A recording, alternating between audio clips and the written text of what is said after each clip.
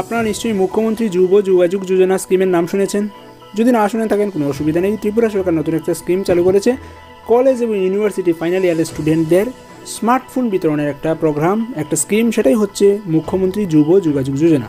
তো আজকে এই স্কিমের আন্ডারে কোন কোন স্টুডেন্ট সেটা অ্যাভেল করতে পারবেন, কী কী ইনফরমেশন প্রোভাইড করতে হবে, কীভাবে অ্যাপ্লাই করতে হবে সেই স্কিম অ্যাভেল করার জন্য এবং কোথায় অ্যাপ্লাই করতে হবে সেই সব বিষয় নিয়ে আলোচনা করব। তো ত্রিপুরা সরকার কলেজ এবং ইউনিভার্সিটির লাস্ট ইয়ার অর্থাৎ ফাইনাল ইয়ারে পাঠরত 14,608 জনকে নমিনেট করেছে এগুলো দেওয়ার জন্য।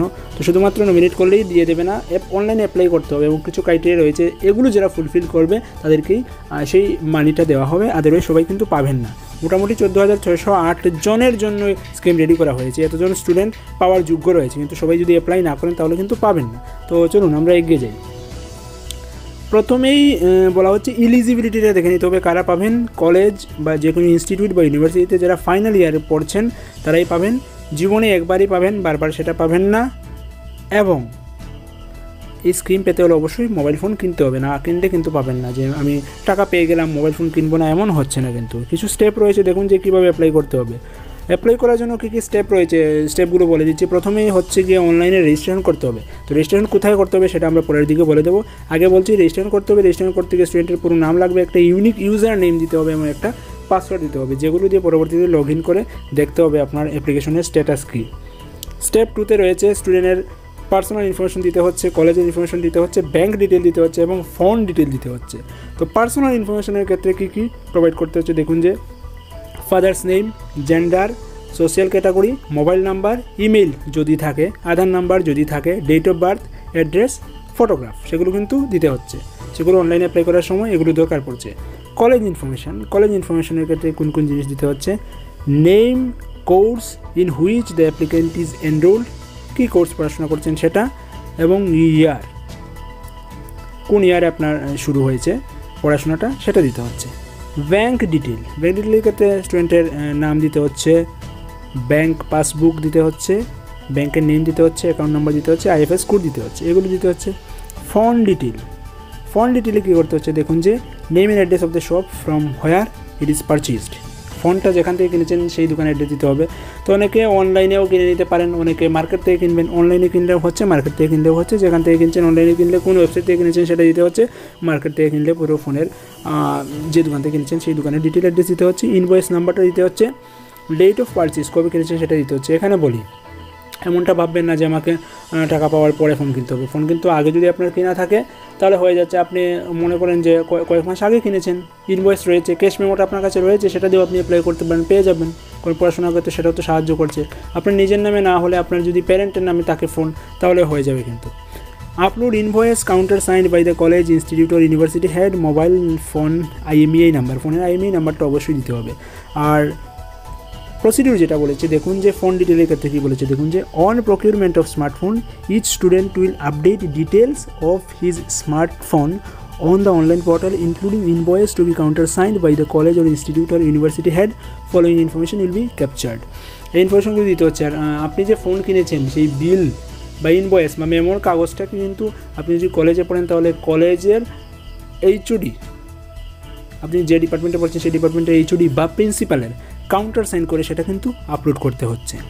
স্টেপ 3তে কী রয়েছে দেখুন যে after filling up all details N applicant will apply for grant under the scheme through this online platform. আপনি এই সব ডিটেল দেওয়ার পরেই কিন্তু সেই স্কিমের জন্য অ্যাপ্লাই করতে পারবেন। বুঝতে পেরেছেন তো? প্রথমে আপনাকে রেজিস্ট্রেশন করতে হচ্ছে। রেজিস্ট্রেশন করার পর স্টেপ 2তে আপনার ডিটেল দিতে হচ্ছে। ডিটেলের মধ্যে পার্সোনাল ইনফরমেশন দিতে হচ্ছে, কলেজ ইনফরমেশন দিতে হচ্ছে, ব্যাঙ্ক ডিটেল দিতে হচ্ছে, ফোন ডিটেল দিতে হচ্ছে, এগুলো দিতে হবে। অর্থাৎ ফোন আপনাকে কিনে নিতেই হবে আগে থেকে। তারপরেই কিন্তু আপনার সামনে সেই স্কিমে হাইলাইটেড হবে, তখন আপনি অ্যাপ্লাই করতে পারবেন এবং তখনই টাকা পাবেন। টাকা পেলে পরে ফোন কিনবেন সেটা কিন্তু হচ্ছে না। ওকে তো যাচ্ছি পেছনে। প্রথমে আমরা দেখে নিচ্ছি যে অ্যাপ্লাই করতে গেলে অনলাইনে যখন আমরা অ্যাপ্লাই করবো, পরে আমরা দেখে নেবো কোন ওয়েবসাইটে গিয়ে করতে হবে সেটা। অ্যাপ্লাই করতে গেলে কোন কোন ইনফরমেশন প্রয়োজন পড়ছে সেটা আমরা দেখে নিচ্ছি। তো বলছি আমি যে পিডিএফ ফাইল বা যে নোটিফিকেশনটা দেখাচ্ছি সেটা কিন্তু আমি ভিডিও ডিসক্রিপশনে ডাউনলোড করার লিঙ্ক দিয়ে দেবো। সেখান থেকে আপনি ডাউনলোড করে পুরো ফরম্যাটটা, পুরো পিডিএফ ফাইলটা দেখে নিতে পারবেন। সেখান থেকে কিন্তু অনেক ইনফরমেশন আপনি পেয়ে যাচ্ছেন। যদিও বলে দিচ্ছে, তারপরেও যদি চান আপনি সেটা ডাউনলোড করতে, তাহলে আপনি সেটা ডাউনলোড করতে পারবেন। অফিসিয়াল নোটিফিকেশনটা আপনি ডাউনলোড করে নিজের কাছে রেখে দিতে পারবেন। ভিডিও ডিসক্রিপশনে আমি সেটা লিঙ্ক দিয়ে দেবো। তো অ্যাপ্লাই করার জন্য আপনার লাগছে যে স্টেট অফ ডোমিসাইল, কোন স্টেটে পাস করছেন, স্কলারশিপ ক্যাটাগরি পোস্ট মেট্রিক নাকি প্রি মেট্রিক, তারপর হচ্ছে name of the student, date of birth, gender, single girl child কিনা, religion, community, father name, mother name, annual family income. Annual family ইনকামটা এখন না দিলেও চলছে, যেগুলো রয়েছে সেগুলো কিন্তু না দিলেও চলছে। আধার নাম্বার থাকলে হবে, না থাকলেও হবে। মোবাইল নাম্বার অবশ্যই থাকতে হবে, ইমেল আইডি অপশনাল। ড্রেস করার না হোস্টেলে সেটা দিতে হচ্ছে।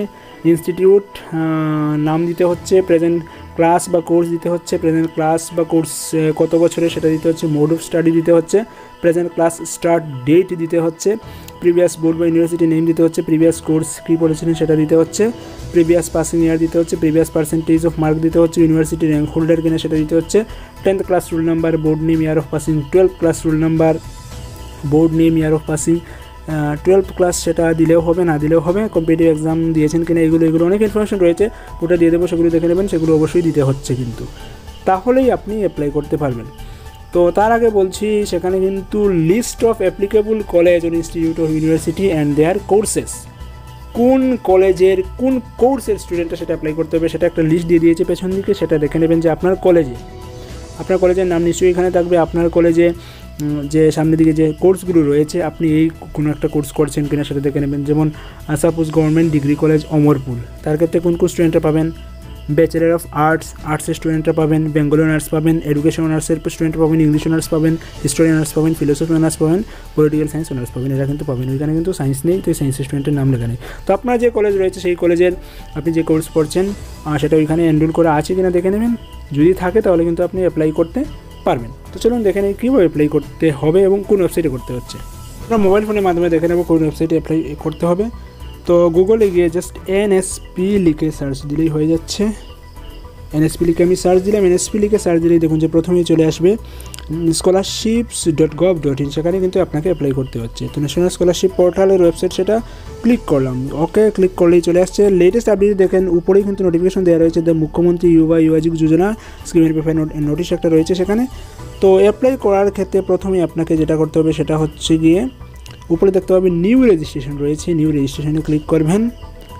ক্লিক করার পর এইভাবে চলে আসবে সামনে, কিছু প্রসিডিউর দেখানো হয়েছে কীভাবে অ্যাপ্লাই করতে হবে এইসব ব্যাপার।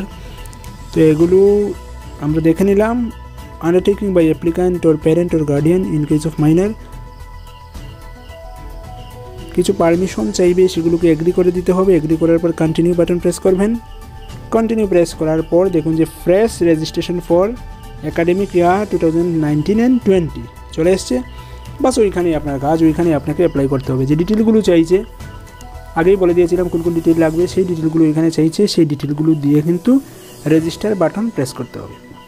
তো রেজিস্টার বাটন প্রেস করার পর আপনার মোবাইলে একটা ওটিপি আসবে, ওটিপি দিয়ে মোবাইল নাম্বার ভেরিফাই করতে হবে, লগ ইন একটা আইডি পাবেন, কীভাবে পাসওয়ার্ড সেট করতে হয় সেটা লগ ইন করলেই নতুনভাবে পাসওয়ার্ড সেট করতে হবে, সেটা কিছু ইনফরমেশন রয়েছে, সেগুলো আপনারা পারবেন নিশ্চয়ই। আর যদি না পারেন তাহলে পুরো প্রসিডিউর অ্যাপ্লিকেশন কীভাবে করতে হবে সেই ওয়েবসাইটে পুরো প্রসিডিউর ফর্ম ফিল আপ কীভাবে করতে হবে সেটাও আমি দেখিয়ে দেবো। তবে হ্যাঁ, যদি প্রয়োজন পড়ে তবে দেখাবো, না হলে কিন্তু আলাদাভাবে আমি সেটা দেখাচ্ছি না। এই ভিডিওতে যদি 1000 ভিউ হয় অন্যদের সঙ্গে শেয়ার করবেন, যদি 1000 ভিউ হয় তাহলে ভাববো আমি আপনাদের প্রয়োজন রয়েছে, অনেকে চাইছেন সেটা। আর যদি 1000 ভিউ হয় আপনারা যদি চান তাহলে আমি নেক্সট পার্টে কিন্তু পুরো ফর্ম ফিল আপের প্রসিডিউর দেখিয়ে দেবো। ওকে, মুখ্যমন্ত্রী ইউবা যোগাযোগ যোজনা ফর 2019 and 20 অ্যাপ্লাই করতে হবে, যেটা ওয়েবসাইট আমরা দেখে নিলাম, এবং ডেডলাইন যেটা রয়েছে, time limit for online application, স্টুডেন্টরা অনলাইন অ্যাপ্লিকেশন করতে পারবে 6th মে থেকে 6 জুন পর্যন্ত। তারপর ইনস্টিটিউশন ভেরিফিকেশন হবে, কলেজ বা ইউনিভার্সিটি অথরিটি সেটা ভেরিফাই করবে। ভেরিফিকেশনের ডেট দেওয়া রয়েছে 15 মে থেকে 15 জুন পর্যন্ত ভেরিফিকেশন করতে পারবেন। তারপর স্টেট লেভেল অ্যাপ্রুভাল হচ্ছে গিয়ে 22 মে থেকে 30 জুন পর্যন্ত স্টেট লেভেল অ্যাপ্রুভাল হবে। তারপরেই কিন্তু স্টুডেন্টের ব্যাঙ্ক অ্যাকাউন্টে সেই টাকাগুলো চলে আসবে। বাস হয়ে গেল, আজ এ পর্যন্তই। পরবর্তীতে অন্য টপিক নিয়ে অবশ্যই আবার হাজির হবো। ততক্ষণ ভালো থাকবেন। Keep watching, keep supporting SM10 tutorial. Thank you.